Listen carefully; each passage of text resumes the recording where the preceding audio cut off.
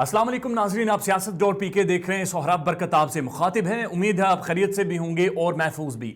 नाजरीन, 24 तारीख को पाकिस्तान और भारत के दरमियान जो क्रिकेट मैच हुआ, जिसमें पाकिस्तान ने तारीखी फतह हासिल की है, उसकी बाज़गश्त, उसका जिक्र पूरी दुनिया कर रही है और पूरी दुनिया पाकिस्तान के डिसिप्लिन को, पाकिस्तान की क्रिकेट को खराज तहसीन और पेश कर रही है और तारीफों के पुल बांध रही है। लेकिन इसी दौरान सबसे इंटरेस्टिंग एक इंटरव्यू चला है और वो इंटरव्यू हुआ है जो इस वक्त पाकिस्तान के बैटिंग कंसल्टेंट हैं मैथ्यू हेडन का, जो कि साबिक ऑस्ट्रेलवी ओपनर हैं और ऑस्ट्रेलिया की उस टीम का हिस्सा थे जो back to back world cup जीती। उनका एक इंटरव्यू हुआ और उस इंटरव्यू में ऑस्ट्रेलवी साबिक फास्टेस्ट बॉलर ब्रैडली भी मौजूद थे और साथ साथ ऑस्ट्रेलवी wicket keeper batsman Brad Haddin भी मौजूद थे। उन्होंने भी बड़े दिलचस्प अल्फाज कहे। लेकिन मैथ्यू हेडन का जो इंटरव्यू है वो इंतहाई दिलचस्प है और मैथ्यू हेडन ने बहुत सारी ऐसी बातें की हैं जो शायद पूरी दुनिया के लिए एक बड़ी खुशगवार हैरत में मुब्तला करेंगे और बड़ी खुशाइंद है। मैथ्यू हेडन से सबसे पहले जो वहां पर एंकर थे, जर्नलिस्ट थे, उन्होंने सवाल पूछा कि क्या अब वहां पाकिस्तान में गुरु हैं आप? तो मैथ्यू हेडन ने लाइटर नोट पर कहा, डेफिनेटली यस, मैं उनका गुरु हूं वहां पे, और अगर आप चाहते हैं कि मैं योगा पोज में बैठूं तो मैं वो भी बैठने को तैयार हूं। उसके बाद मैथ्यू हेडन ने कहा, मुझे हकीकत में एहसास हुआ है कि इंडिया और पाकिस्तान में literally cricket is our religion. वो ये कह रहे हैं कि पाकिस्तान के ड्रेसिंग रूम में बैठकर मुझे यह एहसास हुआ कि इंडिया और पाकिस्तान में हकीकतन क्रिकेट को मजहब तस्वुर किया जाता है, क्रिकेट की इबादत की जाती है और क्रिकेट इंडिया पाकिस्तान की रगों में, उनके खूनों में दौड़ता है। उसके बाद उन्होंने कहा कि मैं सोचता था कि एशेज जो इंग्लैंड और ऑस्ट्रेलिया के दरमियान में होती है, जिसे बहुत बड़ा एक इवेंट तस्वुर किया जाता है, मैं सोचता था कि एशेज शायद बहुत बड़ा इवेंट है, लेकिन पाकिस्तानी ड्रेसिंग रूम में बैठकर इंडिया विसेस पाकिस्तान का मैच देखना, the scenes were just phenomenal. उन्होंने कहा कि ड्रेसिंग रूम में बैठकर मुझे एहसास हुआ पाकिस्तान के कि ये जो एशेज है, जिसे हम बहुत बड़ा इवेंट तस्वुर करते हैं दुनिया का, ये कहानी तो उससे बहुत ज्यादा मुख्तलिफ है। ये जोश, जज्बा, ये लोगों का पैशन क्रिकेट को लेकर और खिलाड़ियों का जुनून, ये तो बहुत मुख्तलिफ है एशेज से भी लेकर। उसके बाद उन्होंने कहा कि ड्रेसिंग रूम के अंदर मैंने इससे ज्यादा डिसिप्लिन्ड और हम्बल अप्रोच जीतने के लिए इससे पहले कभी नहीं देखी। ये वो पाकिस्तानी क्रिकेट टीम की बात कर रहे हैं जिनके ड्रेसिंग रूम के हम जानते हैं कि कितने बड़े स्कैंडल्स आते थे, लेकिन वो इस दफा ये कह रहे हैं कि पाकिस्तानी ड्रेसिंग रूम के अंदर इतनी ज्यादा हम्बलनेस और इतना ज्यादा डिसिप्लिन मैंने शायद कभी नहीं देखा। वहां यानी पाकिस्तान में क्रिकेट का बेहद जुनून है। बाबर आजम एक बहुत सॉलिड लीडर है और टीम में वो सब की बात को बहुत ज्यादा अहमियत देता है, यह उन्होंने तस्दीक की है। और साथ साथ उन्होंने कहा कि मोहम्मद हफीज भी हैं और शोएब मलिक भी हैं, ये उस दौर के खिलाड़ी हैं जब हम खेला करते थे और हमारे मध्य मुकाबिल ये हुआ करते थे। तो बाबर आजम मेरी बात को और मोहम्मद हफीज को और शोएब मलिक की बात को बहुत ज्यादा अहमियत देते हैं और हमेशा नई चीजें हमसे सीखने के लिए, हमसे पूछने के लिए तैयार रहते हैं। और उन्होंने कहा कि जो बहुत ही एक इंटरेस्टिंग इनपुट होता है, बहुत दिलचस्प इनपुट देते हैं मोहम्मद हफीज और शोएब मलिक, जिससे खिलाड़ियों की भी एक होती है, खिलाड़ियों की अंडरस्टैंडिंग भी बढ़ती है क्रिकेट को लेकर, और गेम जीतना अब पाकिस्तान को इस इनपुट की वजह से आ गया है। एक चीज जो मुनफरिद करती है, उन्होंने बड़ी दिलचस्प बात की है अब ये, वो कहते हैं एक चीज जो मुनफरिद करती है पाकिस्तानी ड्रेसिंग रूम को दुनिया के किसी भी ड्रेसिंग रूम से, और वो है spirituality.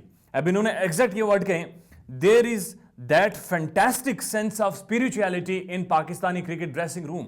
The whole culture is underpinned by this fantastic sense of spirituality and spirit. और उन्होंने कहा कि बड़ा एक खूबसूरत सीन होता है, मंजर बहुत खूबसूरत होता है जब आप लिफ्ट से कभी होटल में ऊपर जा रहे हो या किसी तरफ मूव कर रहे हो और लिफ्ट की बेस पर आप देखें तो सारे इकट्ठे होकर डिसिप्लिन के साथ एक लाइन में खड़े होकर जब नमाज अदा कर रहे होते हैं, खुदा के हुजूर सर झुका रहे होते हैं, तो मैं उस मंजर को, वो मैथ्यू हेडन मुस्कुरा कर कहते हैं, मैं शायद अपने अल्फाज में बयान नहीं कर सकता।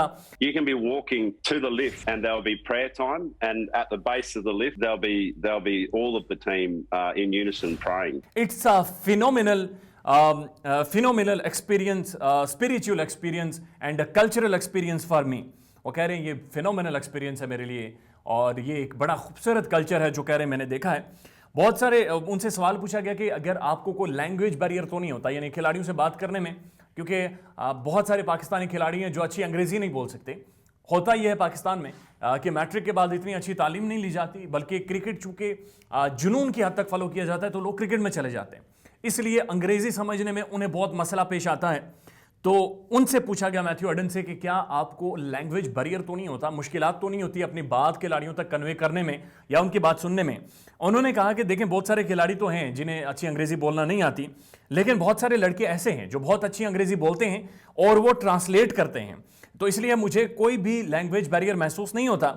हफीज मेरे लिए ट्रांसलेट करते हैं बहुत आहिस्तगी से और एक एक चीज को पहुंचाते हैं। फिर उन्होंने वजाहत की कि क्रिकेट एक विजुअल गेम है, तो इसमें इतनी बात ना भी करें तो आप बहुत सारी टेक्निक्स और स्किल समझा सकते हैं अपने जस्से से, यानी कैसे खेलना है, कौन सी बॉल को कैसे सामने आना है, किस तरह का एटीट्यूड होना चाहिए, एग्रेशन होना चाहिए। और साथ साथ उन्होंने कहा कि जो फेशियल एक्सप्रेशंस होते हैं वो ही बहुत ज्यादा क्रिकेट में मैटर करते हैं, तो इसलिए मुझे कोई मसला नहीं हो रहा। और फिर उन्होंने शाहीन आफरीदी की तारीफ करते हुए पाकिस्तानी बॉलिंग बैटरी की तारीफ करते हुए कहा कि it's a different cup of T. जब शाहीन को आप देखते हैं, जब आप आईपीएल खेलते हैं और जब शाहीन शाह आफरीदी को ग्राउंड में आप फेस करते हैं। हारिस रऊफ के बारे में उन्होंने कहा कि बहुत अमेजिंग एनर्जेटिक यंगस्टर है, और एक दिलचस्प बात यह है कि हारिस रऊफ ने सारी जिंदगी टेनिस बॉल खेली, और टेनिस बॉल खेलते हुए पाकिस्तान की जो आला बड़े खिलाड़ी हैं, जो लेजेंड्स हैं, वो उन्हें देखते हैं, उन्हें पिक करते हैं। और आज पाकिस्तान में जुनून की इंतहा यह है कि वही हारिस रऊफ जो टेनिस बॉल खेलता रहा, जिसने हार्ड बॉल नहीं खेली, वो हार्ड बॉल के साथ वर्ल्ड कप में 150 की स्पीड के साथ बॉलिंग कर रहा है। उन्होंने कहा कि ये एक्सेप्शनल है, ये बहुत बेहतरीन है और शायद ऐसी मिसाल ना मिले। उन्होंने कहा कि फिर उनसे सवाल पूछा गया कि विराट कोहली ने जिस तरह से खिलाड़ियों को गले लगाया, हालांकि दोनों ममालिक के दरमियान पॉलिटिकल राइवलरी है जो ग्राउंड में भी नजर आती है, शायकीन को भी आपने देखा होगा हुटिंग करते हुए, एक दूसरे पर बातें कसते हुए। और भारतीय मीडिया ने भी बड़ी तनकीद की है विराट कोहली पर कि उसने क्यों बाबर आजम और रिजवान को गले लगाए। और आपने वो न्यूज भी भारत की देखी होंगी जब उन्होंने कहा कि क्या सैनिक यानी फौजी भी ऐसा काम करें तो मुल्क की क्या इज्जत रह जाएगी। तो इस पर मैथ्यू एडन ने कहा यह क्रिकेट का ही रोल है कि कोहली और बाबर एक दूसरे के गले मिल रहे हैं, और उन्होंने कहा कि वो बहुत ही एक ब्यूटीफुल सीन्स थे। I feel so privileged to be part of this cricketing nation. उन्होंने वाज़ेह तौर पर कहा कि मैं बड़ी खुशकिस्मती महसूस कर रहा हूं इस क्रिकेटिंग नेशन की, इनके ड्रेसिंग रूम में बैठकर। और उन्होंने साथ साथ ये भी कहा कि मेरे लिए डिफरेंट एक्सपीरियंस है, डिफरेंट तजुर्बा है। इतनी ज़्यादा डिसिप्लिन और स्पिरिचुअलिटी यानी अपनी अखलाकियात को, अपनी कदरों को, अपने मजहब को फॉलो करने वाली ये टीम मैंने देखी। उसके बाद ब्रैटली भी चूंकि टेलीविजन शो में मौजूद थे। ब्रैटली बहुत बड़ा नाम है, शोएब अख्तर के बाद दुनिया के तेज तरीन बॉलर हैं। उन्होंने कहा कि मैं बिल्कुल समझता हूं कि पाकिस्तान के पास पूरा चांस है कि वो वर्ल्ड कप जीत सके। इनके पास दुनिया की सबसे बेहतरीन बॉलर्स हैं, और जैसा इनका टॉप ऑर्डर बैटिंग है वो कमाल है, यानी बाबर आजम और रिजवान कमाल के बैट्समैन हैं। इंडिया के खिलाफ एक क्लिनिकल विन थी इनकी, यानी क्लीन विन थी, क्लिनिकल एक आर्टिकुलेटेड विन थी।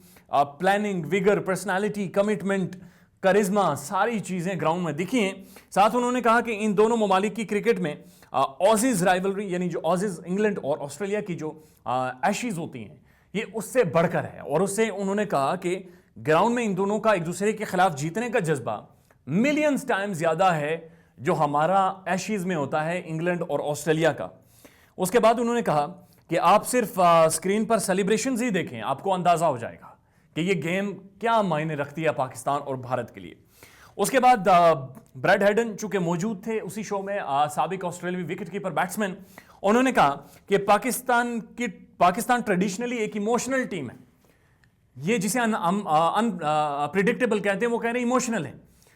ऑन अ गिवन डे ये किसी भी बड़ी से बड़ी टीम को गिराकर पूरे इवेंट का पासा पलट देंगे, और ऑन अ गिवन डे ये किसी भी आम सी टीम से ये फेंटी खा जाएंगे। शाहीन का कद दराज है और उसकी काबिलियत है कि वो बॉल को अंदर की तरफ स्विंग करता है, यानी कि एक तो दराज कद है, ऊपर से वो लेफ्ट हैंडेड है और राइट हैंडेड को वो अंदर की तरफ स्विंग करता है। और इसकी वजह से आपने देखा कि ना तो रोहित शर्मा का बॉल नजर आई और केएल राहुल की विकेटें तो मेरे ख्याल में अभी तक हवा में। बाबर एक क्लासिकल बैटरी है, वो क्लासिकल बैटिंग करता है, जबकि रिजवान बाबर की बैटिंग को कंप्लीमेंट करता है एग्रेशन क्रूशियल टाइम पर हिटिंग करके। यानी बाबर जो रोटेट करता है गेम को, गेम का मोमेंटम बनाता है, एक टाइम पर बैकबोन का काम करता है बैटिंग के टॉप ऑर्डर में, तो दूसरी तरफ रिजवान उसकी बैटिंग को कंप्लीमेंट करता है। जहां पर क्विक तेज रन चाहिए होते हैं वो छक्का मार देता है, जहां पर चौके की जरूरत होती है वो बड़ी बाउंड्री ले लेता है, जिससे इन दोनों का तालमेल और इन दोनों की पार्टनरशिप जमती है और पाकिस्तान जीतता चला जाता है। बड़ी इंटरेस्टिंग एक प्रेस कॉन्फ्रेंस और वो जो उनका इंटरव्यू था मैथ्यू हेडन का, बहुत एक दिलचस्प उन्होंने टॉक की है और बहुत ज्यादा कंप्लीमेंट किया उन्होंने पाकिस्तान को, पाकिस्तानी क्रिकेट को, पाकिस्तानी क्रिकेट के जुनून को और पाकिस्तानी शायकीन को।